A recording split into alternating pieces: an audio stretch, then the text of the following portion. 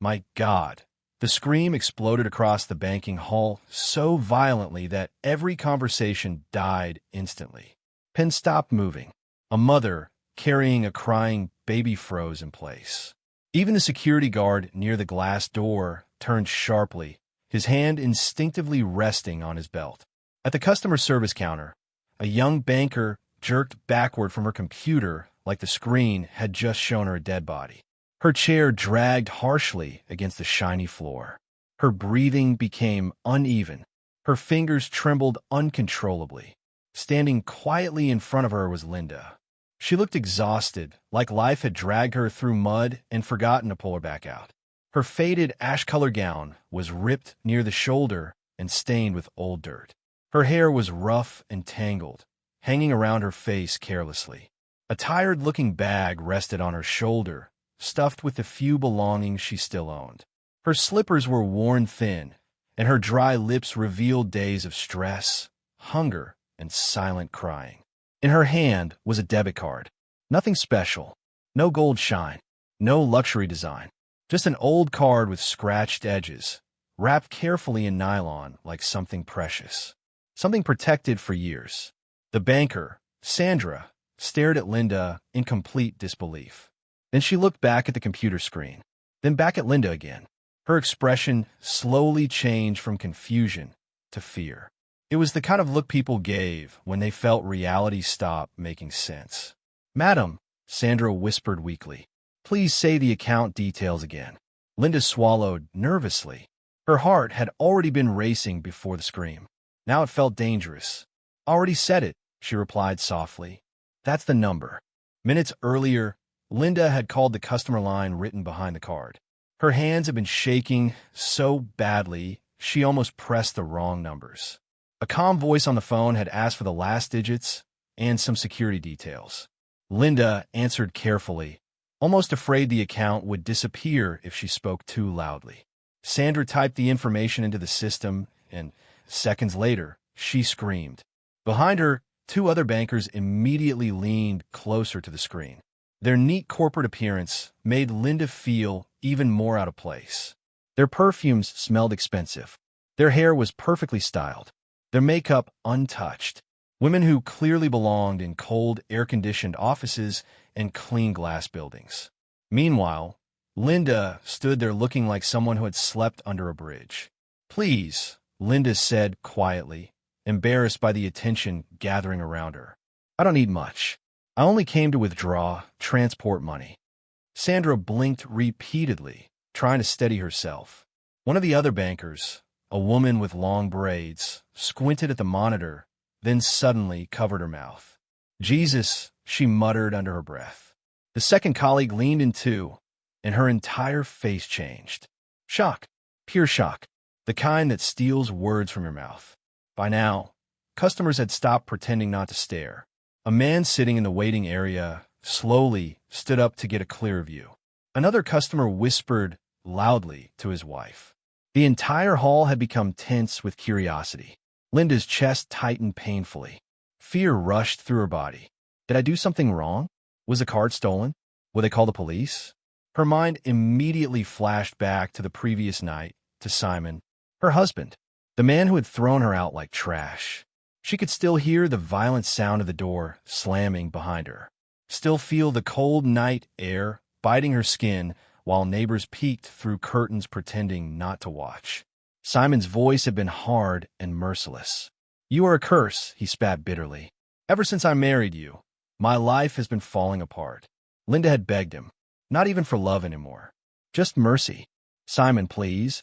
I have nowhere else to go." But Simon shoved her bag into her arms and pushed her outside without hesitation. That was the moment Linda realized something terrifying. She was completely alone. No savings, no family nearby, no real friends, nothing, except one thing. An old debit card her late father had handed her years ago before he died. She never bothered checking it because, in her mind, her father had been poor all his life, a struggling man who barely survived. She only kept the card because it reminded her of him, nothing more. Now 3 bankers were staring at her like she had walked into the bank carrying a secret bomb. Finally, Sandra spoke again, her voice lower this time. Respectful. Careful. Madam, who exactly are you? Linda frowned slightly. The entire bank had gone so quiet she could hear the air conditioner humming overhead. My name is Linda Okafor, she answered slowly. Sandra repeated the name carefully, almost like she recognized it from somewhere. Her fingers hovered over the keyboard without touching it. Madam Linda, how did you get this card? Linda lifted it weakly. My father gave it to me before he died. Sandra stared.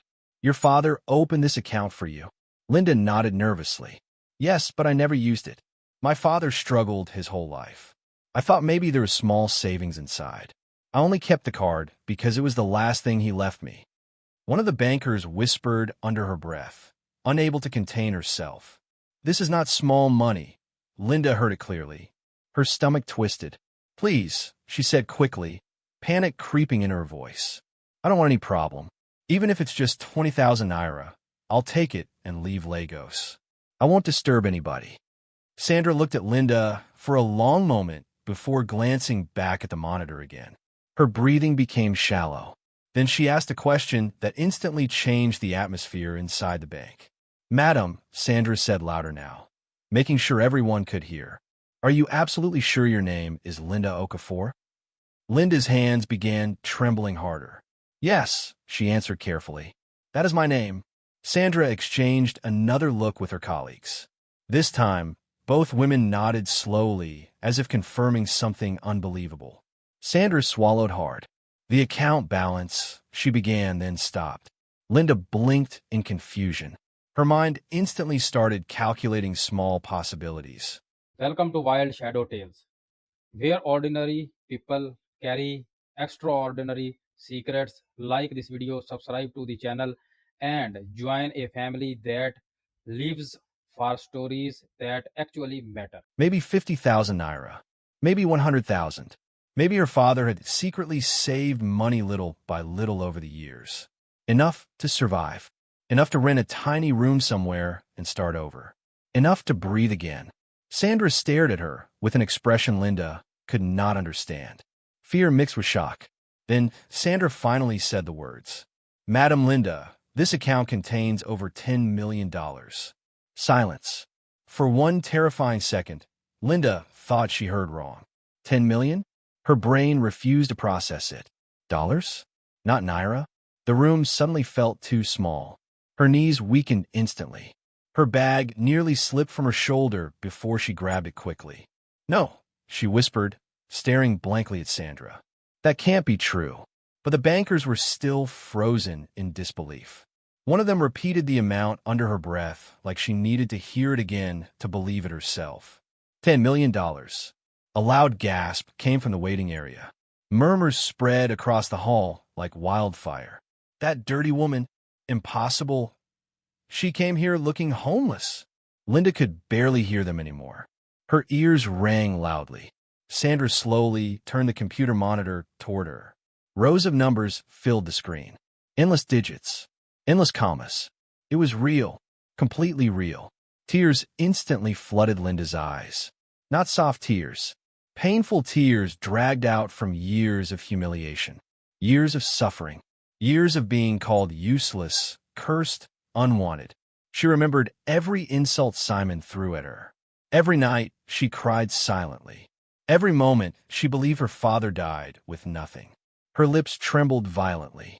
Daddy, she whispered brokenly. What did you leave for me? Sandra slowly stood up from her chair, suddenly treating Linda like someone dangerous or powerful. Madam Linda, she said carefully, almost respectfully now, please stay right here. I need to call the bank manager immediately. Still shaking, Linda nodded silently. Sandra grabbed the office phone with nervous hands and dialed quickly, unable to take her eyes off Linda for even a second. And around them, the whispers inside the banking hall only grew louder. Why now? Nobody in the banking hall was pretending to mind their business anymore. Customers had risen from their seats completely. Some secretly recorded videos with their phones. Others whispered openly while staring at Linda like she had transformed into someone else right before their eyes. Even the security guard moved closer to her, no longer acting like a guard watching a poor woman, but like a man suddenly assigned to protect someone important. Linda felt trapped inside the attention. Her chest tightened with panic. She did not come for drama. She did not come for fame. All she wanted was enough money to leave the city quietly. But now the entire bank felt like a stage, and she stood at the center of it wearing mud stains, shame, and heartbreak. Sandra picked up the phone again, speaking in a rushed whisper. "Sir, please come downstairs immediately," she said nervously. "Yes, sir, the customer is here. It's about the account balance." She hung up slowly, but her hands were still trembling. Linda wiped her tears quickly, yet fresh ones kept falling. Her mind could not catch up with reality. $10 million? It sounded like something from television, not her life. Then suddenly, the atmosphere inside the bank shifted again. The glass entrance opened wider, and a tall man in a perfectly tailored suit walked in quickly, followed by another staff member carrying files. The conversations in the hall instantly lowered. It was the bank manager, Mr. Raymond. He moved with authority, fast but controlled. He did not smile. He did not waste time asking questions. He walked straight to Sandra's desk and stared at the computer screen. The moment he saw the balance, his expression darkened slightly. His jaw tightened. Then his eyes slowly lifted toward Linda. From her torn gown, to her tired face, to the worn-out bag hanging from her shoulder. For half a second, shock flashed openly across his face before professionalism quickly covered it. He leaned toward Sandra and whispered something quietly. Sandra nodded immediately. Then Mr. Raymond stepped around the counter and stopped directly in front of Linda. "Good afternoon, madam," he said politely. "My name is Raymond. I'm the branch manager." Linda struggled to answer. "Good afternoon, sir," she whispered weakly. His eyes dropped briefly to the debit card still clutched tightly in her hand. Then he said something Linda never imagined she would hear in her entire life. "Madam Linda, please come with me in my office." The entire banking hall went dead silent. Phones lifted higher. Curious eyes followed her every movement. Linda's legs felt weak as she followed behind him slowly, still dressed like a homeless woman, still carrying the same tired bag, still gripping the card as though it was the only thing connecting her to reality. As they walked past the customers, whispers floated through the air like smoke. "That's the woman. They said she has millions. Maybe it's fraud. But why would the manager escort her himself?" Linda's head spun harder with every step. Mr. Raymond opened the office door himself and stepped aside respectfully. "Please," he said calmly, "come in." Linda entered slowly. The door closed behind her with a soft click, shutting out the noise of the banking hall. And for the first time since Simon threw her out of the house, Linda felt something dangerous rising inside her. Power. But mixed with it was fear. Terrible fear. Because one question still tortured her mind. How could her father, a man everyone called poor, leave behind $10 million? And why would he hide something like that from his own daughter? Linda turned toward Mr. Raymond, her voice trembling badly. "Sir, are you sure this money truly belongs to me?" Mr. Raymond looked at her carefully for a long moment. Then he slowly reached for the office phone again. "Madam Linda," he said quietly, "before we continue, there's something very important you need to understand about this account." Linda's breath caught instantly. "What do you mean?" she whispered. Mr. Raymond's face became serious, the kind of serious expression that warned bad news was coming. And somehow, Linda suddenly felt that whatever he was about to reveal could either completely save her life or destroy it forever. The office became painfully quiet. Even the soft hum of the air conditioner sounded loud in Linda's ears. The room smelled expensive, polished wood, leather chairs, clean air. It was the complete opposite of the dust and sweat still clinging to her clothes. Mr. Raymond remained standing for a moment instead of sitting. He pressed a button on his desk phone calmly.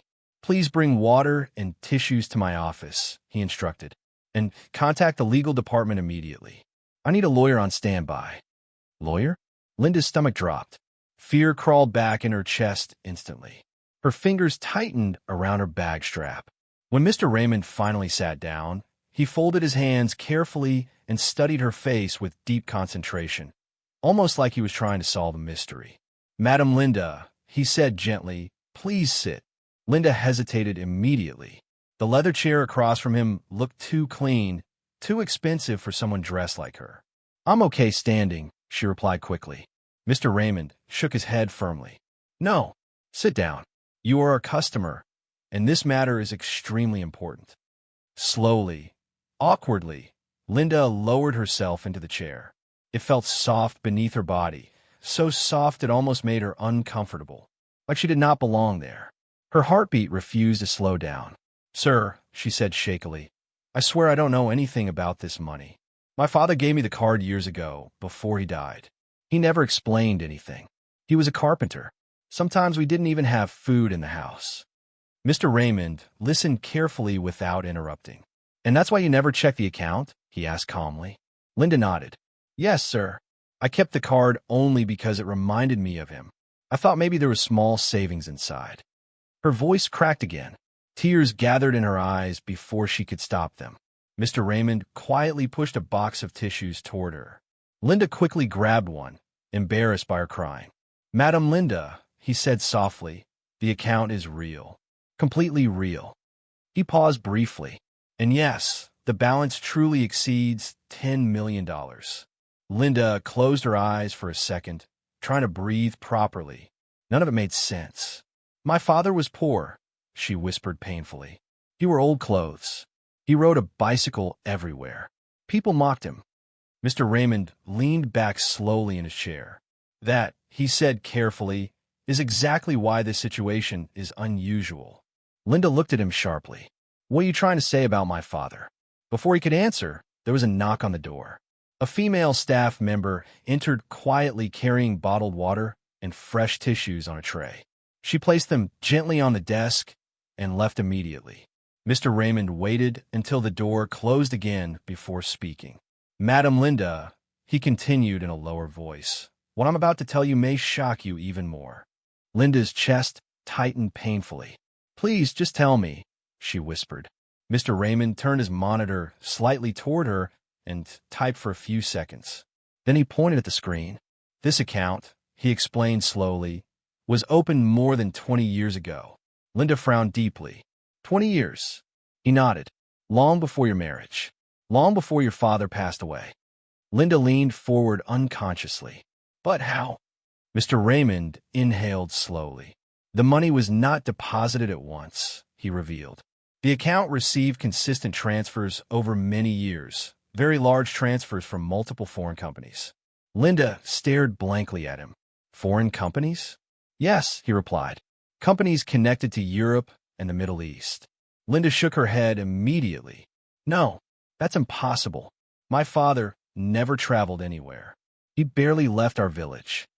Mr. Raymond held her gaze steadily. Madam Linda, sometimes people live simple lives not because they are poor, but because they are hiding something. A cold chill crawled slowly down Linda's spine. My father, she whispered. What exactly are you saying? Before Mr. Raymond could answer, the office phone rang again.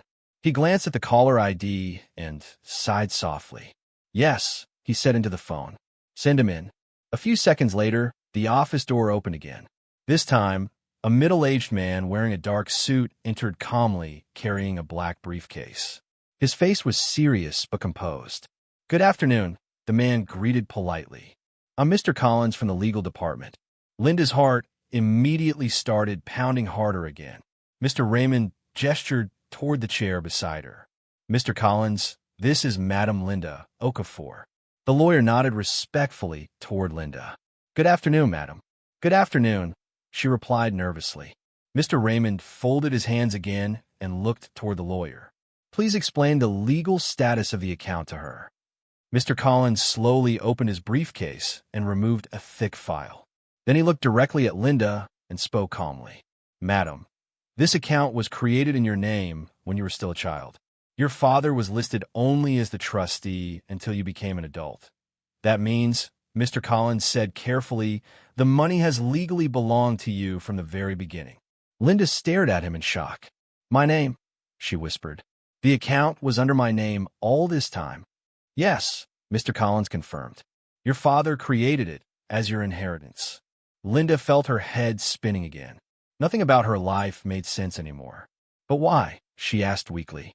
Why would he hide something like this from me? Why would he let me struggle like that? Mr. Collins paused before glancing toward Mr. Raymond. The manager gave a small nod.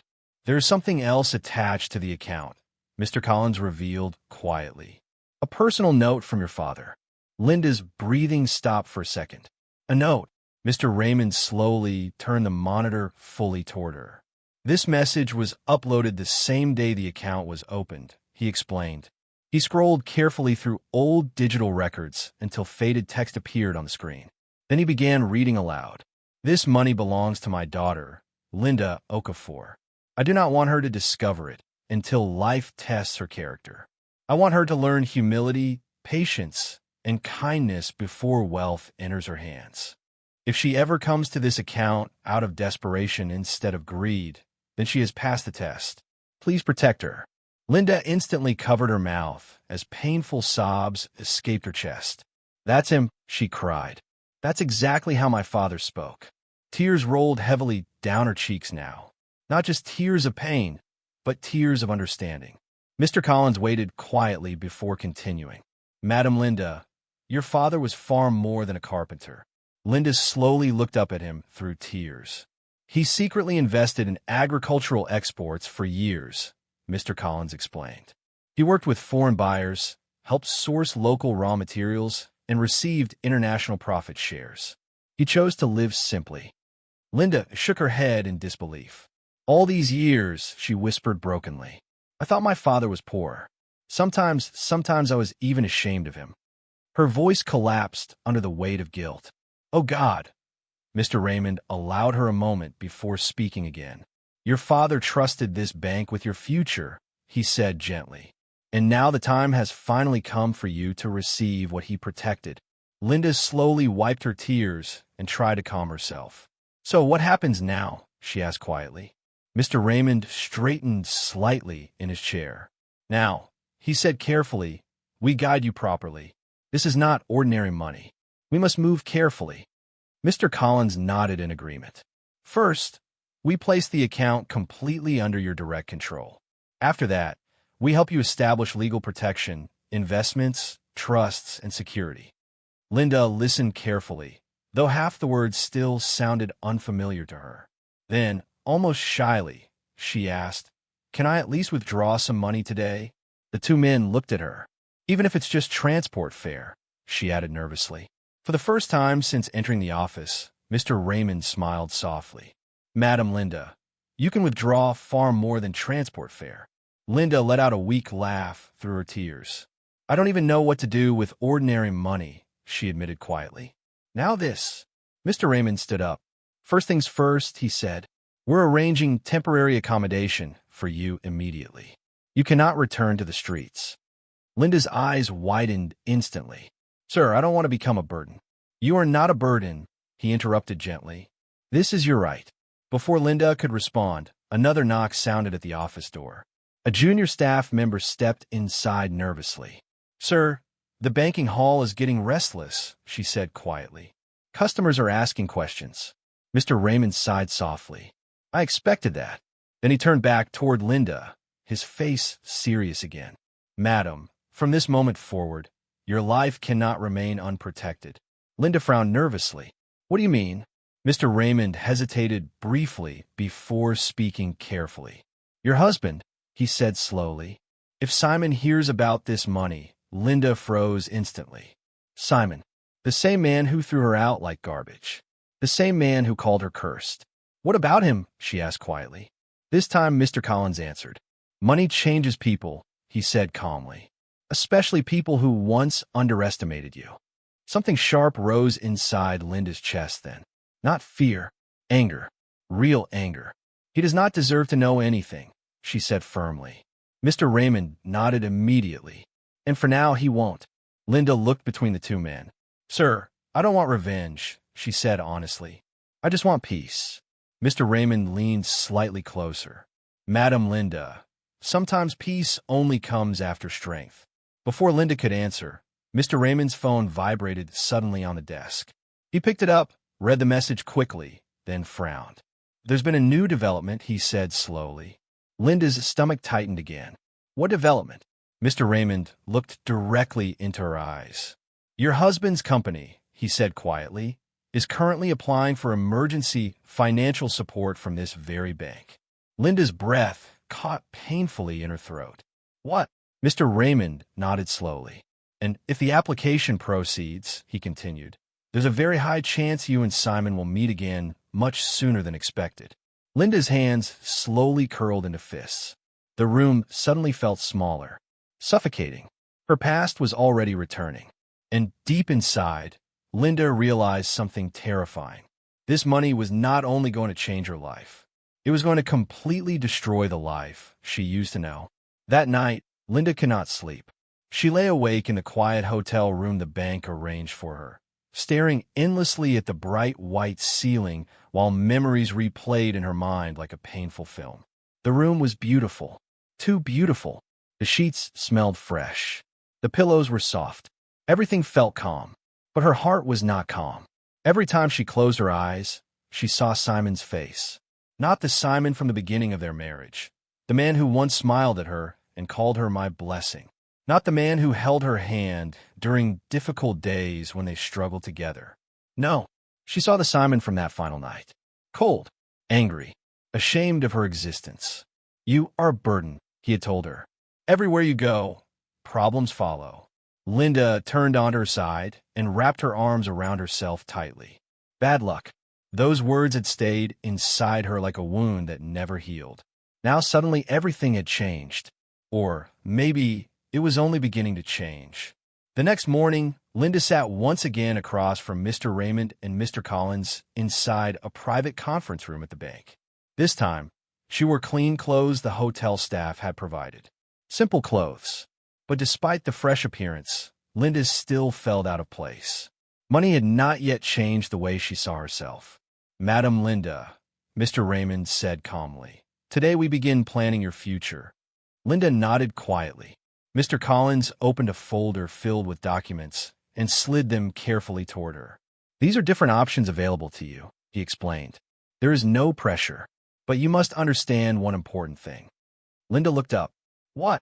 Mr. Collins held her gaze steadily. Wealth attracts attention. Some of it good, some of it dangerous. Linda swallowed nervously. Yesterday, Mr. Raymond added, we discussed Simon's company.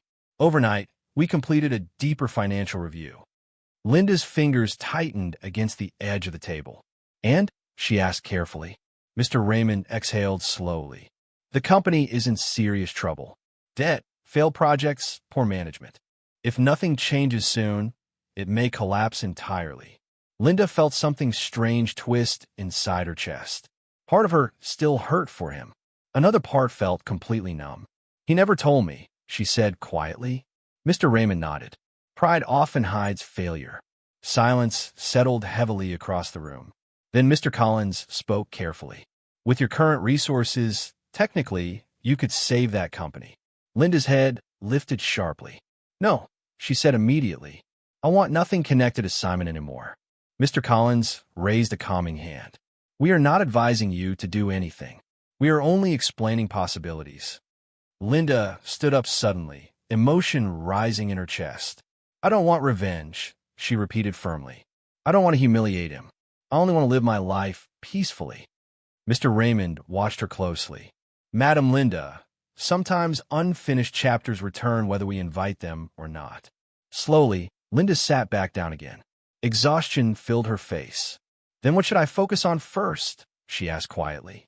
Mr. Raymond smiled slightly. First, we protect you. Then, we help you build something that belongs entirely to you. Linda frowned. Build what exactly? A business, he answered. Linda blinked in surprise. Me? Yes, Mr. Raymond said confidently. Your father left extensive records behind. He specialized heavily in agricultural exports. Sesame seeds especially. Linda looked confused. Sesame, Mr. Raymond nodded. Massive demand in Europe and the Middle East. Your father understood the market extremely well. Linda shook her head slowly. I don't know anything about business. Mr. Collins smiled gently. Neither did your father in the beginning. That sentence stayed in Linda's mind long after the meeting ended. Later that evening, she sat alone inside her hotel room again while city sounds drifted faintly through the window. Cars, voices, Lagos moving endlessly outside. She stared at herself in the mirror for a long time. At first, she still saw the same broken woman Simon rejected. The same woman who spent years apologizing for existing. But behind that image, something else was beginning to appear. Something stronger. What if she thought quietly? What if her father saw greatness in her long before she ever saw it in herself? Suddenly, her phone vibrated loudly beside her. Linda jumped instantly. Unknown number. Her heartbeat quickened as she answered slowly. Hello. Silence. Then a familiar voice spoke softly. Linda. Her body went cold. Simon. She said nothing. Linda, I know it's you, he continued quickly. Please don't hang up. Her hand trembled slightly, but she kept listening. How did you get this number? She asked quietly. Simon cleared his throat awkwardly. I asked around. Linda closed her eyes briefly. So suddenly you remember me now? She asked bitterly. Linda, listen, Simon rushed to say. I heard something strange today. Linda's chest tightened. What did you hear? Simon hesitated. Someone mentioned your name at the bank. They said there was some kind of scene. Linda gave a cold laugh. A scene? Yes, Simon said carefully. They mentioned a card confusion security. Linda remained silent. Then Simon lowered his voice. If you're in trouble, Linda, come back home. We can figure things out together. The words hit her like fire. Home, she repeated painfully. You mean the same place you threw me out of? Simon sighed heavily. I was angry. I didn't mean it like that. Tears rose in Linda's eyes again, but this time she refused to let them fall. Simon, she said firmly, don't call me again. And before he could answer, she ended the call. Her hands shook afterward.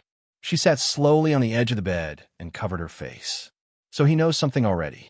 The door to her old life had officially opened again. The following weeks passed quickly. Almost too quickly. Linda met business consultants, export specialists, financial advisors, trainers. Most of the time, she listened quietly instead of speaking. She learned how sesame seeds were cleaned, sorted, packaged, and exported overseas. She learned about contracts, negotiations, shipping risks, and partnerships. At night, though, she still cried for her father. Daddy, she whispered often into the darkness. Why didn't you trust me enough to tell me? But slowly, quietly, something inside her began changing. Her posture straightened. Her voice became steadier. And little by little, Linda stopped apologizing every time she spoke. 3 months later, Linda stood inside a massive warehouse for the first time. Towering sacks of sesame seeds filled the building neatly while workers moved around with focused energy. The smell of grain hung thick in the air. A consultant standing beside her smiled proudly. Madam Linda, this is your first shipment. Linda stared across the warehouse in silence. Mine. The word echoed deeply inside her chest. For the very first time in her entire life, something truly belonged to her. And from that moment forward, the company began growing faster than anyone expected. Orders soon began arriving from Europe. Then more came from the Middle East. The demand kept growing faster than anyone expected. But Linda never allowed success to rush her. She remembered her father's words about patience and discipline. Within 1 year, Linda Okafor became one of the most respected exporters in the industry. The same people who once ignored her calls were now waiting outside conference rooms, hoping for meetings with her. Still, Linda stayed private. No interviews, no newspaper headlines, no public appearances. She had learned the hard way that silence could protect peace. Then one afternoon, her phone rang. It was Mr. Raymond. Madam Linda, he said in a serious tone, we need to discuss something urgently. Her stomach tightened immediately. What happened? She asked. Mr. Raymond paused briefly before answering. The ceramic company, he said carefully. Simon's company. Linda closed her eyes slowly. Yes. They're finished, he continued bluntly, completely drowning in debt. The board is desperate. They're searching for an investor or buyer before the company collapses. Linda remained silent. Then Mr. Raymond added the sentence that changed everything again. Your company has been recommended as a possible buyer. For several seconds, Linda said nothing at all. Her mind spun wildly. Simon, working under me? The idea felt unreal, almost cruel. Finally, she spoke quietly. I don't want him knowing it's me. On the other end of the line, Mr. Raymond smiled slightly. That, he said calmly, can be arranged. The acquisition happened quietly over the following weeks. Lawyers handled documents. Meetings happened behind closed doors. Every detail was kept confidential. Simon never once saw Linda's name connected to the deal. Then the official announcement day arrived. Linda stood outside the massive glass building of the ceramic company, wearing a simple but elegant dark suit. Her hair was styled neatly. Her posture carried confidence now. Nothing about her resembled the broken woman who once entered a bank in a torn ash gown. She took a deep breath. This is business, she whispered to herself. Nothing more. Inside the building, employees gathered inside the main hall, waiting nervously for the announcement of the company's new owner. Simon stood near the front beside the senior staff. Deep stress lines covered his face. He looked exhausted, defeated. The chairman of the board stepped forward to the microphone. Ladies and gentlemen, he announced proudly, please welcome the new owner and CEO of this company. Applause filled the room instantly. Then the doors behind the stage opened. Linda walked in. The entire hall froze. Silence crashed across the room, so suddenly it felt violent. Simon's face lost all color. His eyes widened in horror. Linda, he whispered weakly. She walked calmly toward the stage without breaking eye contact. Elegant, controlled, untouchable. And in that moment, Simon finally understood the full weight of what he had done. The woman he once called bad luck now owned his future. Before anyone could react, Simon's legs gave way beneath him. He dropped to his knees directly in front of everyone. Gasps exploded across the hall. Linda, please forgive me, he begged shakily. Executives stared in disbelief. Employees exchanged stunned looks. Nobody had expected this. Linda stood there silently for a moment while her heart pounded heavily inside her chest. The past and present had collided right there on the polished floor. Every eye in the room waited for her response. Simon lowered his head further. I swear I didn't know, he said desperately. Please forgive me. Linda inhaled slowly. Memories flashed through her mind like lightning. Sleeping hungry, crying alone, standing outside in the cold after he threw her away like trash. Then she stepped closer. Simon, she said calmly, her voice echoing clearly through the hall. Stand up. Simon hesitated before slowly rising to his feet, unable to look directly into her eyes. I'm not here for revenge, Linda continued. I am here to rebuild this company. The tension in the room eased slightly. Simon looked confused, almost shocked. You won't fire me, he asked weakly. Linda shook her head. No, you'll keep your position, but things will be different now. Then she turned toward the employees. This company suffered because of pride, dishonesty, and poor leadership, she announced firmly. From today forward, we rebuild with discipline, transparency, and respect. Several employees nodded quietly. Some even looked relieved. Simon swallowed hard. Thank you, he whispered painfully. I don't deserve this. Linda looked at him one final time. I know, she replied calmly. The meeting ended, but the story spread through the company like wildfire. By evening, everyone knew the truth. The former wife Simon humiliated had returned as the new CEO and saved the company he nearly destroyed.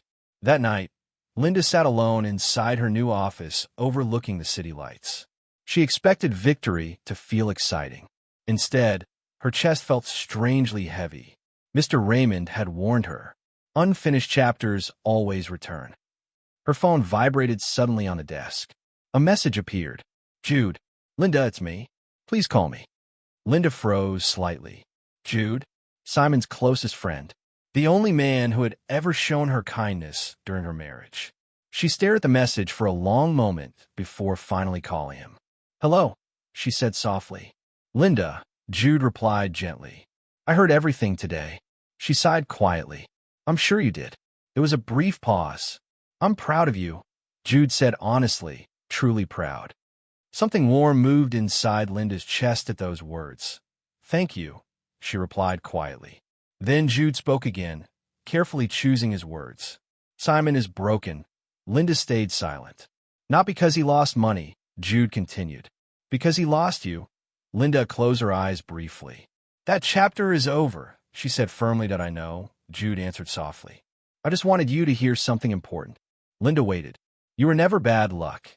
Tears instantly filled her eyes again. After the call ended, Linda stood near the office window, staring down at the city below. She realized something important then. Forgiveness did not mean returning to the people who broke you. Days turned into weeks. Under Linda's leadership, the company slowly stabilized. Employees respected her. Investors regained confidence. Simon became unusually quiet, focusing only on work and avoiding her eyes whenever possible. Then one afternoon, Linda received an invitation to an executive dinner. Attendance was mandatory. Simon would be there. That evening, Linda arrived wearing a simple but elegant black dress. Nothing flashy, just confidence. The moment she entered the hall, conversations lowered instantly. People looked at her with admiration now. Respect. Simon sat quietly near the back of the room. The exhaustion on his face seemed permanent now. Their eyes met briefly. Pain flashed across his expression immediately. Linda gave a polite nod and continued walking. Then, moments later, Jude entered the hall. The second Linda saw him, she smiled naturally for the first time in what felt like forever. A real smile. Easy. Genuine. Simon noticed it immediately. And in that moment, something inside him finally shattered completely. He realized he had not only lost his wife, he had lost any place in her future. Simon lowered his head slowly while tears dropped silently onto the tablecloth. From across the room, Linda watched him with mixed emotions, sadness, peace, and distance all at once. But she had no idea that this dinner would become the beginning of an entirely new chapter in her life, one that would test her heart in ways money never could. Months later, the wedding hall glowed with soft golden light. Gentle music floated through the air while guests filled the seats, smiling warmly. White flowers lined the aisle beautifully. Everything felt peaceful, hopeful. Behind a curtain near the entrance, Linda stood holding a bouquet of white roses. Her hands were steady. Her heart was calm. She looked at herself in the mirror one last time.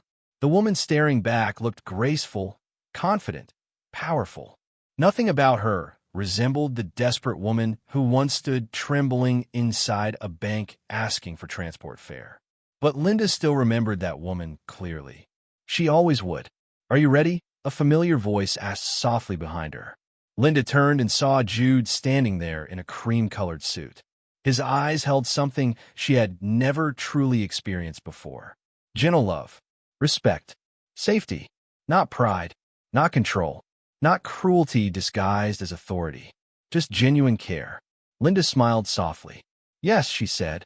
I'm ready. As the music changed, the curtains opened slowly. Linda stepped forward. The entire hall rose to its feet. At the very back of the room, seated alone near the corner, Simon watched silently.